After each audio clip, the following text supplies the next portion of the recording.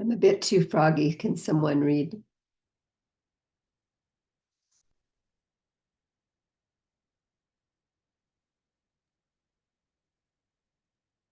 True peace is this stillness, the quietness, the satisfiedness of the heart of God, in God, which floweth from and with the spirit of life in the soul that is subjected to Christ. There is indeed a kind of peace, to wit, a false peace, or rest in sin and unrighteousness.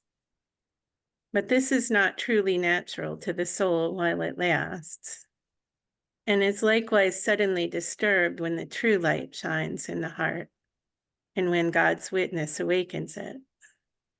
Then there is no peace to the wicked, saith my God. Oh, the trouble and perplexity of the sinner, when the light of God's Spirit makes his heart and ways manifest to him. Yea, and that soul also, which in its day of visitation pants after the Lord, and is willing to give up to the guidance of his light, and waiteth for the directing and redeeming power of his Spirit. Yet, oh, what a bitter war, noise, and tumults doth the enemy raise within. How doth it disturb every step of his way, and strive to darken every drawing, motion, and leading of the soul out of his domination.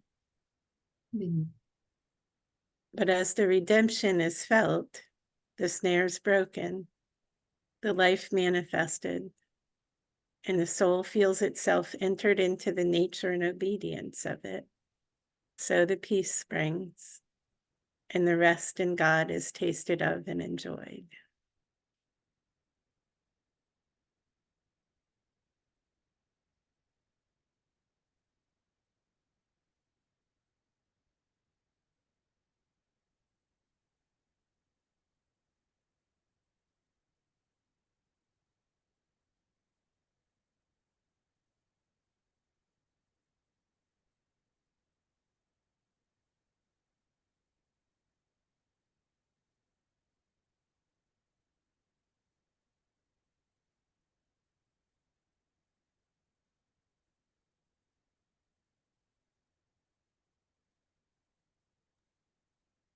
I don't think I've experienced the false peace or rest in sin and unrighteousness.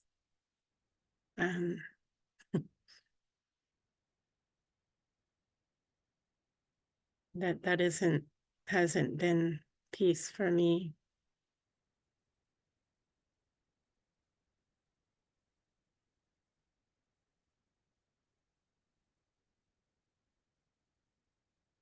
That contrary voice, to put a word on it, that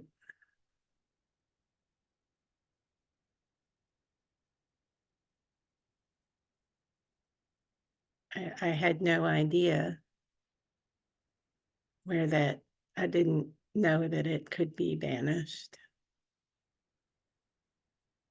until it was. But there was that time of striving against each other. The two spirits can't, they're in enmity with each other. But I did not realize that for a long time.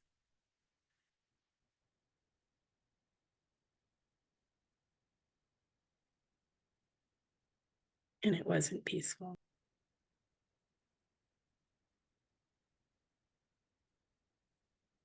I can remember times, a fair while ago now, when I felt the perplexity of the sinner.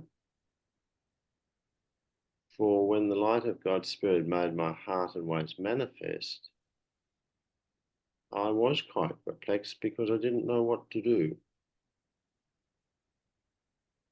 I didn't know what way to turn. Of course, I hadn't read much of this writing in those years.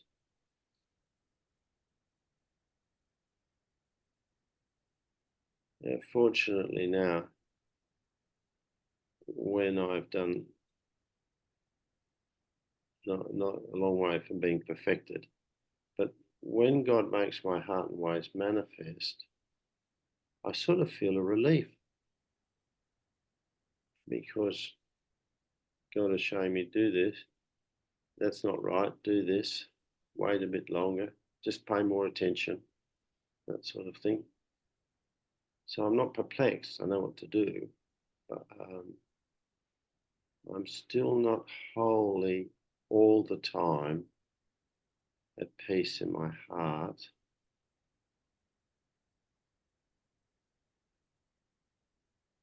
And the bitter war, noise and tumults do rise. I had them last night a bit because one of the things that has really impacted me on this time in the USA is the pervasive fear at all levels that there is in this country. And I had a lot of it visit me last night. I couldn't quite sit with it, but it was like the light was, but also some of my own difficulties with it were coming back at me too. The amount of fear from the highest levels of this country down to the ground. And I became aware of a lot of these, and also some of my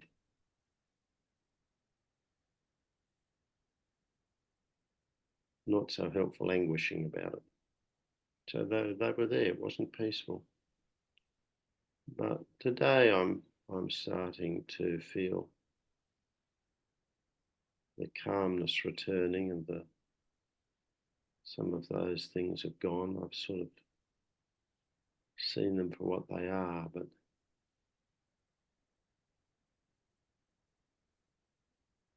the fear in this country and its consequences for those people who can't handle it in themselves and project it onto others is something I find quite disturbing. Now, I'm not sure to what extent that's just me not being serene and accepting what part of it is me actually being brought to actually face it and the manifestations of some of those fears and projections. To what extent is there parts of me that still need to be dealt with? Anyway.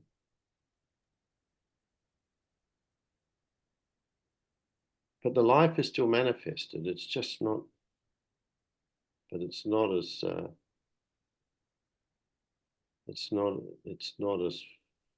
full or continuing perhaps as people like Penington experienced. So that's where I am.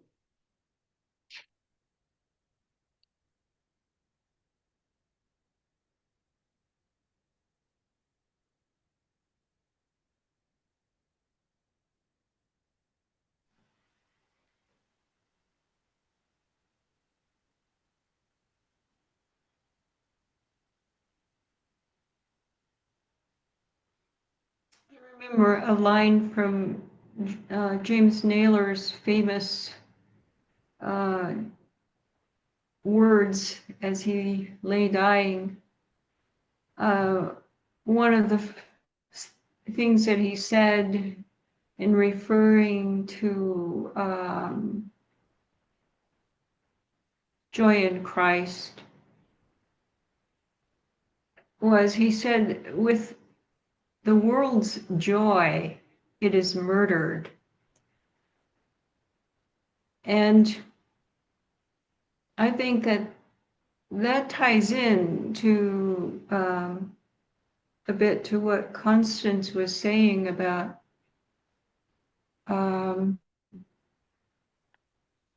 not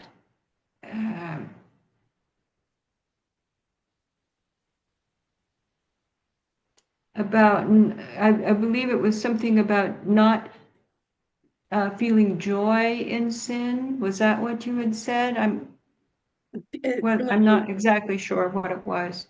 He says, Pennington says a false peace. A And false peace. I've felt no peace when the Okay. two were at enmity with each other. Yeah. Right. So the times when I have felt at peace, even when I did not know Christ, were those times when I felt a lot of joy about what was happening in my life. I can remember especially when I was still a teenager and I went away across the country, halfway across the country to go to college. And I just felt such freedom and independence, and like I was finally moving past childhood into adulthood. And I just felt this huge joy. And that was such a contrast because I had already been in depression for about 5 years at that point, and I was lifted out of it by these circumstances in the world. And I think that's why people try so hard to improve their surroundings or make their surroundings um, joyful, because there is this underlying lack of peace without God. And it can be silenced for a time by worldly joy,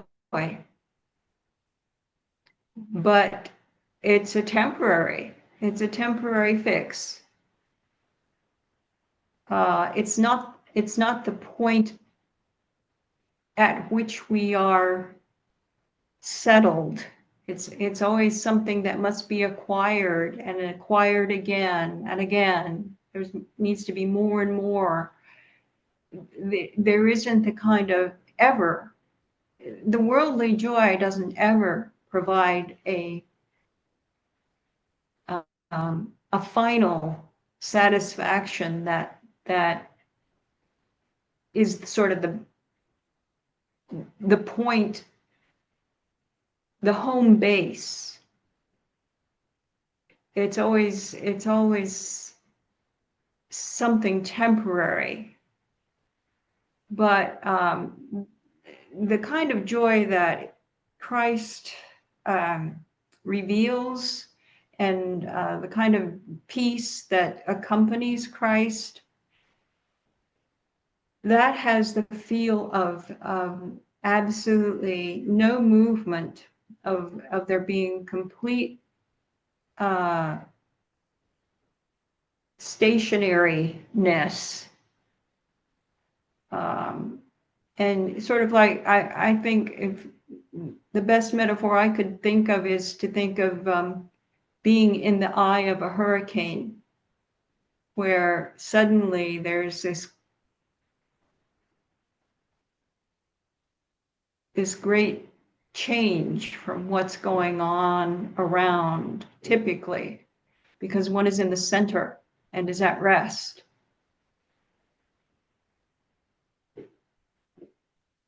So I think this also tied into what David was saying about this country and how there's fear and projection. I think that projection and the fear is a way of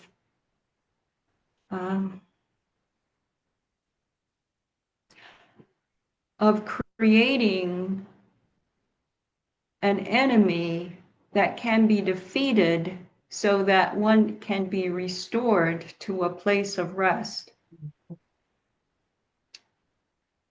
That if the enemy is projected outward, then it can be seen as opposed and overcome, as not really a part of oneself, but is something that is distinct from oneself and can be eradicated. Whereas the issue is within, the issue is the fear and the awareness that one is not at peace and at rest as one's home base.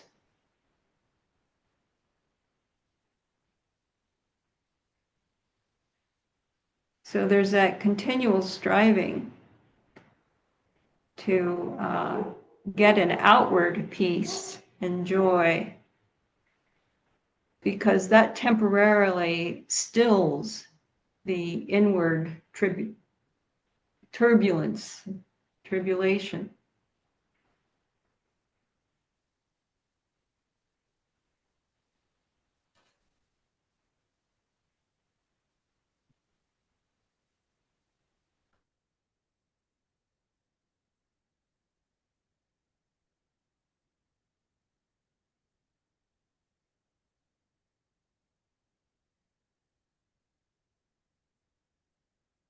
Tricia, I'll just respond to that because I can't place my finger on it right now. But there's somewhere early in Fox's journal where people are blaming other people, and this sort of sense of Fox could see the inward ignorance and sinfulness in people, but they were always blaming others and saying it's them, it's them, it's them. And Fox's term was they were just putting it on to others, which we'd say is projection these days. But then eventually they had to admit it's not them, it's not them, it's me, it's in me that most of this is. So I think, that's just acute psychological thinking.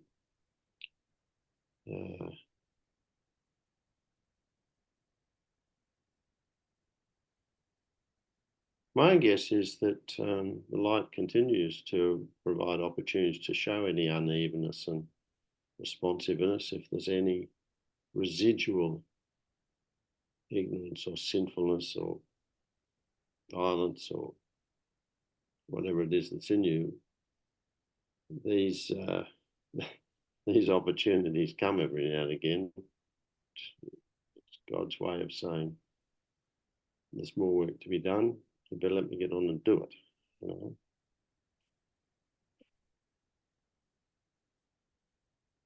At least that's what it is for people like me.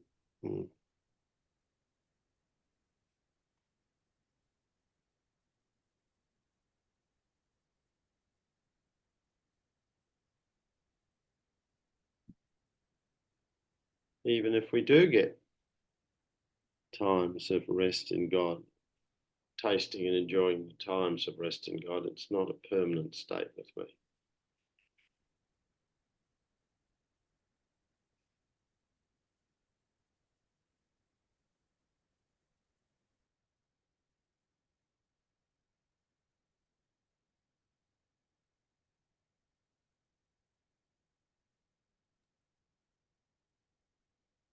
I'm having a little trouble understanding my full experience around this. I sort of divide my life into BC and AD, the BC being before convincement. And in that time, false peace was a thing. It was a real thing. I was not troubled by my sin, or rarely, and I was very good at rationalizing it. And in the AD period, it really seemed to be a pretty sharp division.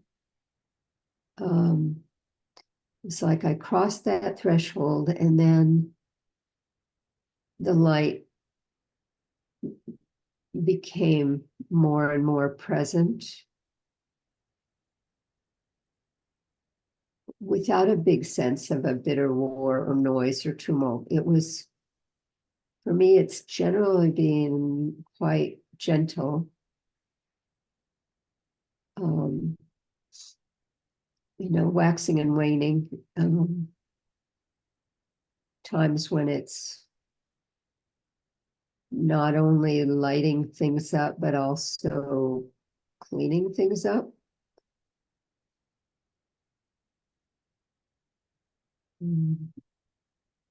Easing anxiety and unnecessary dark thoughts, but not violently.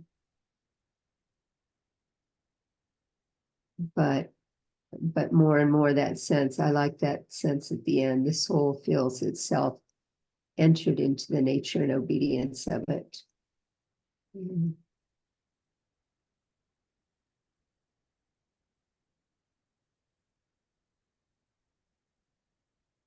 More willing to give up to the guidance of his light and to wait for the directing and redeeming power of his spirit.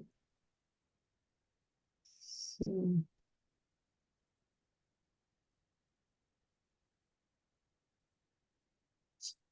I hope that's true. I hope I'm not just forgetting the wars. But the level of peace is so great and relatively constant.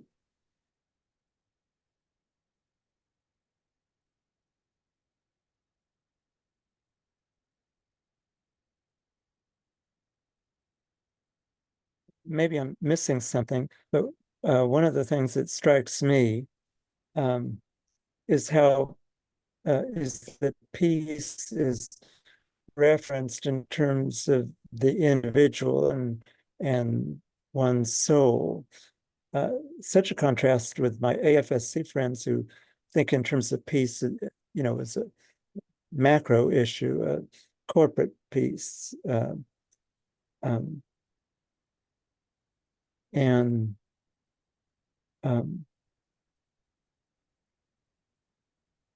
So, like David, I'm wondering when your astute observation about what you're sensing in the absence of peace here during this visit, whether you're sensing that from individuals or if it's something more general corporately that you're picking up on.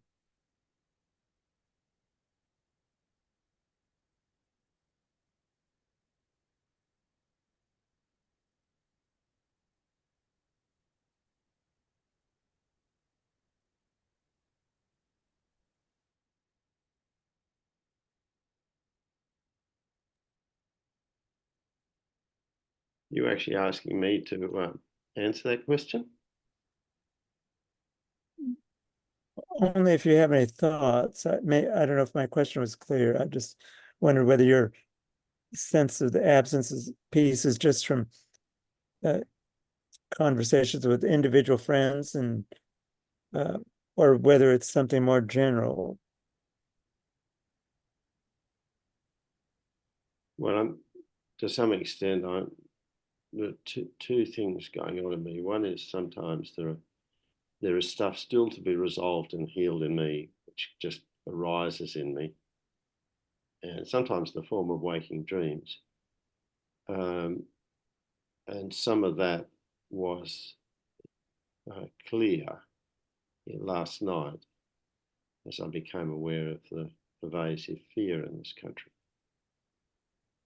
The second thing is the fear that I feel is just because it was shown to me last night in so many levels, in so many ways, from the fear mongering at the sort of political level and the fear in this country from, what is a country who spends half its GDP on weaponry? Why is it doing that if it's not fearful of something? And then some of the interactions and what I've seen on the streets and people and what I feel actually is a pervasive fear It's like a sort of floating fear that's derived from the history of this place, in a way. So there's a whole lot of levels that were shown to me last night. Is that just something that God's doing to me to say, so what sort of fear is left in you? Or am I being asked in some way to actually just notice and hold that, just feel it on God's behalf here in the world? Powerless to do a lot about it, but to actually just notice and be aware of it, and actually be willing to hold and absorb it. I'm not saying I'm Christ or anything, but sometimes I feel that with people's pain, I'm asked to actually just hold it for them.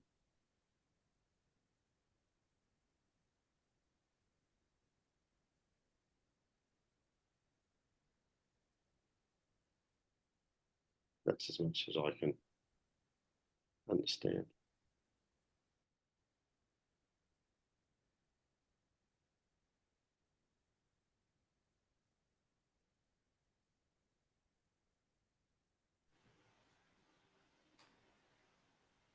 One verse that I was thinking of as I looked at the topic for this evening was the one in John 14, verse 27. It goes, "Peace I leave with you, my peace I give unto you. Not as the world giveth, give I unto you. Let not your heart be troubled, neither let it be afraid." So that verse presents the dichotomy: peace on one hand, or the troubled heart, or the frightened heart on the other hand. So although it may be accentuated, these divergence of these two may be accentuated at this time in our country, they are universal and perpetual at every time, in every country, in every individual.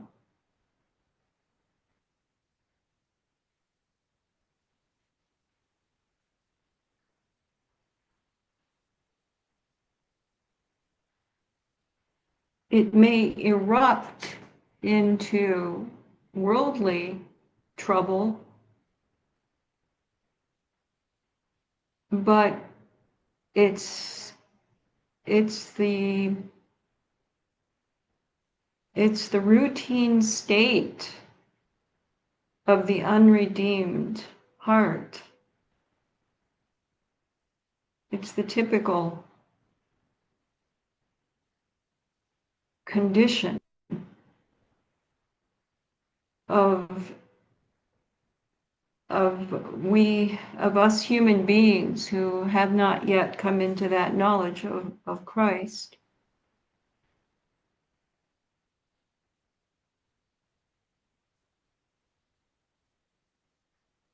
Or who, having that knowledge, knowing that reality, to lose sight of it. That condition of fear and troubled feelings within can return.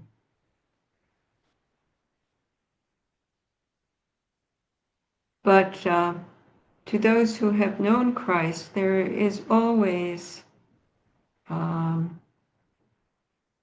sanctuary, the inward sanctuary of the life in Christ. that we can return to and become strengthened and reminded that life can be something other than what we feel without Christ. Once we know that, then there is a kind of a resting place available to us, a sanctuary.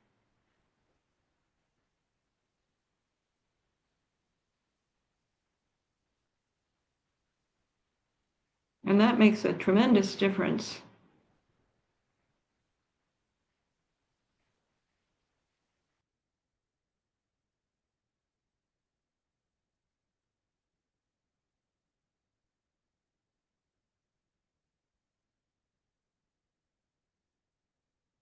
Slowly, I've come to believe and feel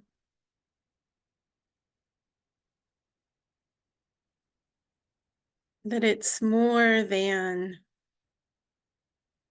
our individual sin that we do. And by sin,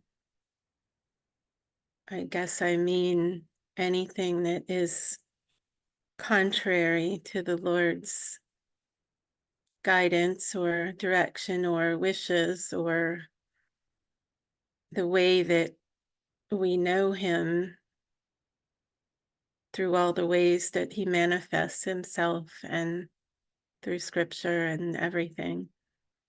So with that definition of sin, it's more than, and I think this is the trouble, we live in a web of sin, and it's not just the sin that I may do at any moment without his help and guidance. It's the sin that has been done against me through no fault of my own, against me when I was a child. And that person had sin, no doubt, against him. And it's this web of sin. And so the redemption is bigger, in my view, than anything that he can do in my individual heart. And I think so much of Christendom is at least of late, seems to be focused on the individual as opposed to the people of God. And so that recognition that what is in me is the sin also that has been committed against me, where I was innocent. And the Lord knows that and strives to make me free of the results of that. And I read from Francois Fenelon, if I'm saying his name right, from the 1700s, French mystic, that God, as he strives with us to make us perfect, those are my words, he has to go after our biggest fear. What is our biggest fear? And it's different for each of us. And that was my experience. My biggest fear as a result of the sin that was committed against me as a child was what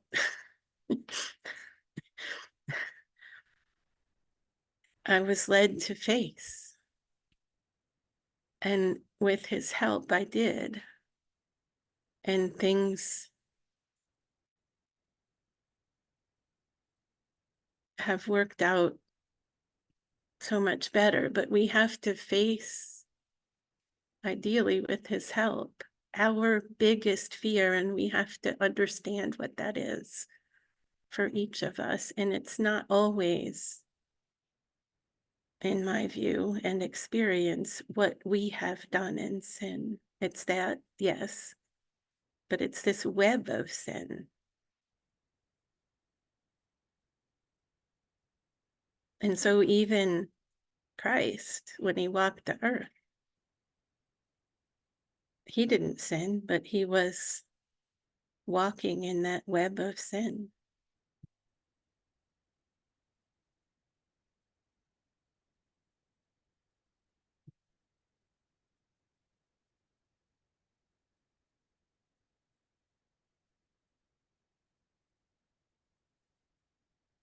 All around. And it even if we are perfect, like he was, it doesn't, it's all around. And that's where fear is.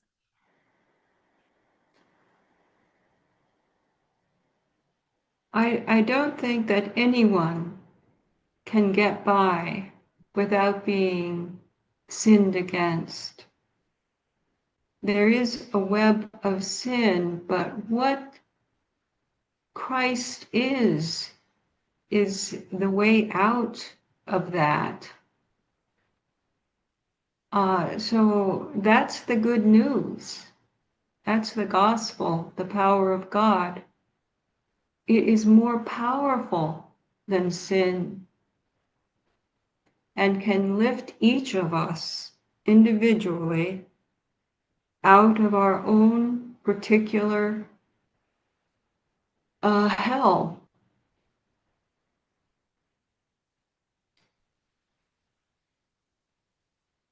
I am very concerned that people not take responsibility individually. For I believe that that is essential. It is as individuals that we are redeemed. The people of God are a people that have been individually redeemed and recognize it in others and feel a complete kinship with others who know the same life, who have the same life, who are the same life as one another. The early friends would often take one another's place in the filthy prisons. Somehow their system could allow one person to substitute his body in the cell for another, so another could go free. And that sense of community and commonality arises when people know Christ within, and they can see it in others as well. And that is what makes the people come together as the people of God. We aren't saved corporately. We're saved one by one. Christ comes within in each soul. I think this is a mistake that happens often in Christian congregations, is thinking that there doesn't need to be individual responsibility because the corporate group will provide the idea that the group is saved. And I don't find that true.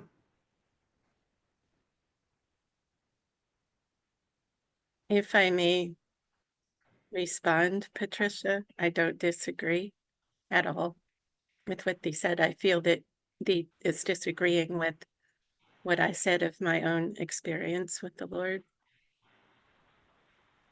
Well, not so much that, but I believe there was a sense that the individual was not the entity, but it was the corporate entity to which Christ came. They misunderstood And what I said. That happens sometimes. well, I'll listen to it in the recording and then I'll get it straightened out. Well, if I do sometimes, the spiritual experiences are very personal. And I was speaking out of that, out of the realization at the Lord's hand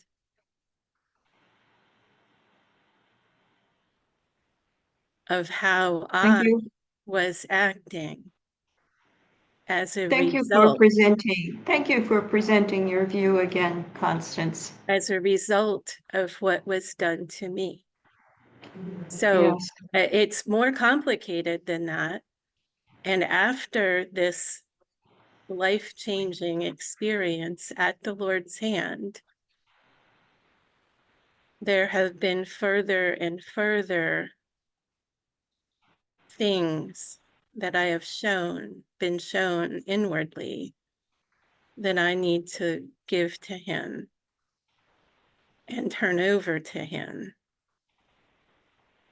And that if I act out of them, and I do sometimes, because I am still a work in process on the potter's wheel, I'm shown inwardly by the Lord that he needs to be sovereign in myself. I wasn't trying to say that I need to look to my fellow friends in my community to save me at all. And I do, but I also, this awareness of the web of sin, and realizing that I need to be forgiven for the sin that was done against me in some strange way. And that's probably words that are convoluted to hear. But I think it's, we need to be a people. God has his people everywhere, and wants us, like you said, Patricia, to recognize those among us who, it's the one Spirit, one Lord, one baptism, and be a people of God. But it starts with God. And if we love the Lord truly, and we allow him to be sovereign in our individual hearts and guide us, then we will find each other. So it's a, but I do believe he can lead us as a people too.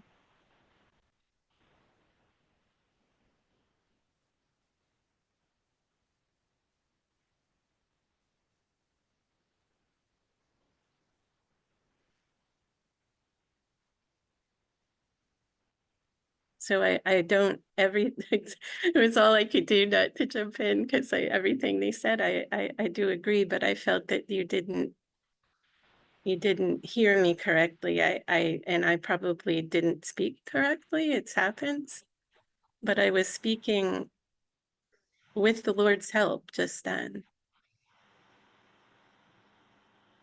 in a very personal way.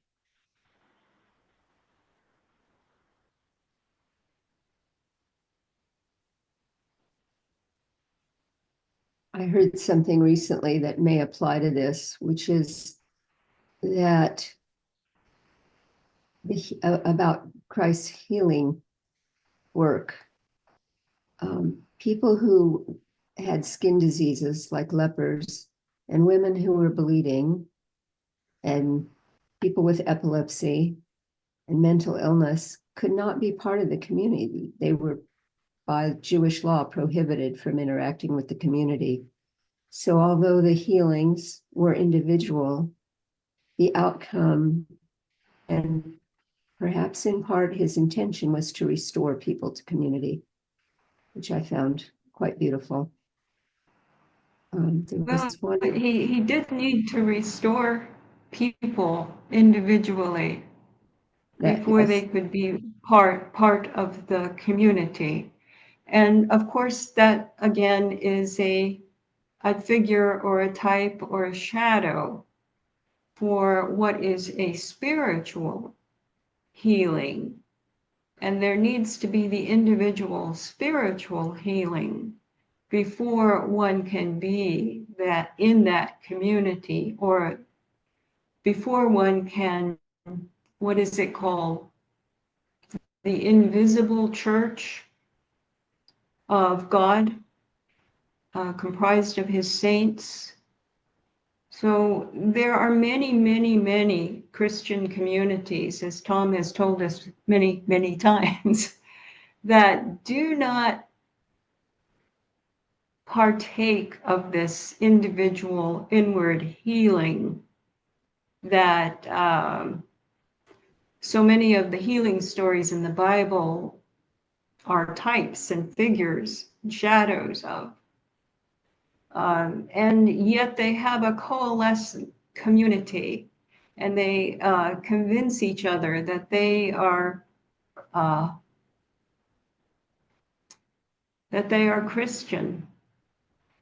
And it was the early friends' work to go to these Christian communities, these Christians in name, and to point out the scriptures to them and to interpret the scriptures to them, interpret these figures, types, and shadows that showed that these people were substituting a tribal form of religion for the inward coming of Christ. There's a verse in Revelation that says, "When Christ is come, the tribes of the earth shall mourn." And that's because it will no longer be a tribal formation. The people of God are not a tribe.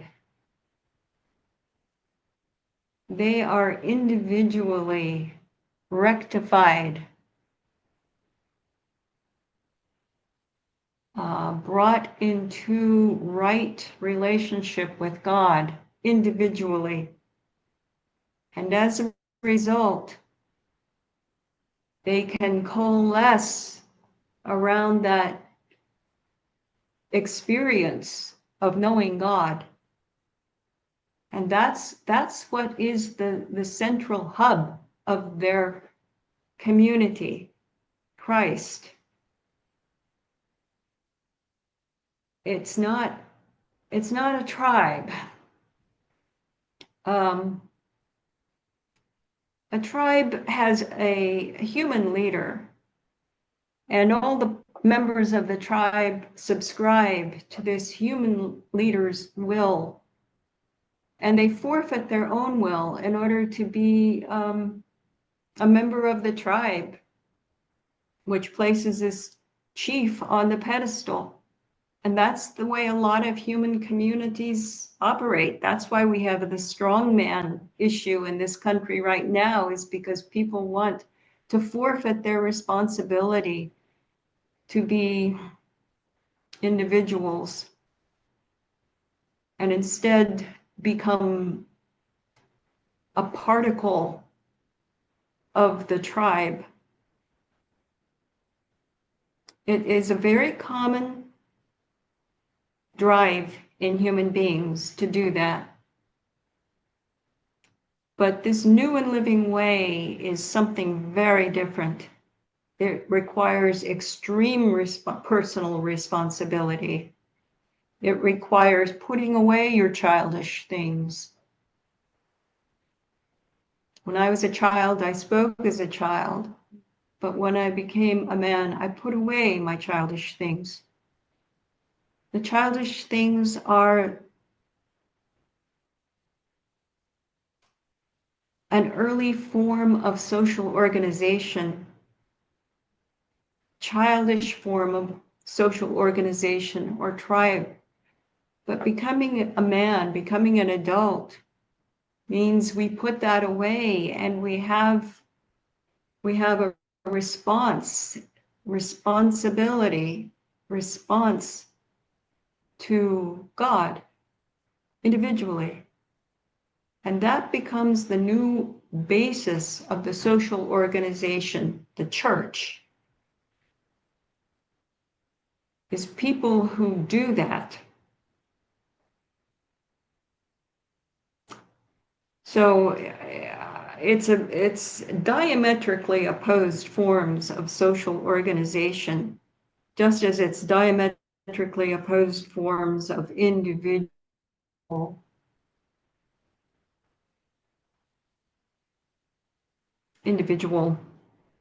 way of being. Christ is something very new,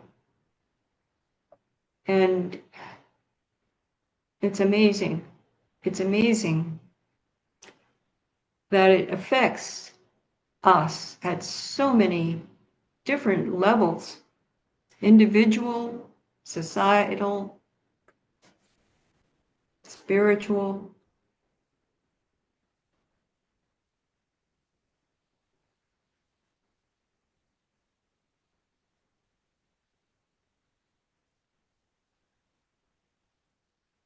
But it all begins in the soul of the individual.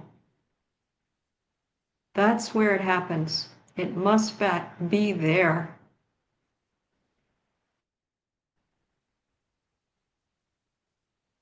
Only false man-made religion looks outward to finding it in the group. Which kind of brings us back to the beginning with this false peace, this Pax Romana. Yeah. So I feel like I need to end things as it is almost 6:15. And You were breaking up there, Madeline. Sorry, I didn't hear what you said. yeah, I think we need to stop. We will gather again in 4 weeks so that we can all go to yearly meetings in a couple of weeks. I'm excited about that. So thank you so much for everybody and for waiting. And I will stop. Could I just make my announcement? Sorry. Oh, yes, thank you. Yeah, my book has just been published. I mentioned it to David beforehand, but I don't think anyone here has heard this. But I've just had a book published by Whiffenstock Publishers out in Oregon. And I'm very pleased with the way they have, I've worked with them and they've worked with me. It's been a real delight. So this book is available on their website, Whiffenstock. It's also available on Amazon if you want to see it there, along with being able to read excerpts, and both on Amazon and at Whiffenstock. They both offer a bit of excerpts from the book, and there are endorsements from Doug Gwynn, Stuart Masters, and Martin Kelly, who are all prominent Quakers. So And for those it's who, just been published in the past weeks. for those who If might anyone not, would like a copy of it at yearly meeting, I am going to be sending out one to Rockingham meeting, and I could include others if you want to get a copy through me. But Tom, you'd like one? Did you say? yes, I definitely want to get a copy through whatever route is convenient, whether I ordered from Amazon or can pick it up and pay for it at year of the meeting, whatever.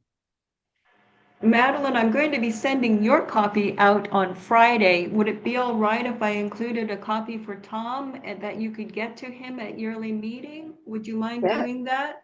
That would be great. Thank you. Okay, great.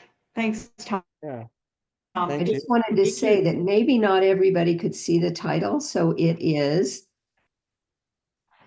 The Light Let's That see. Is Given. Is Good, given.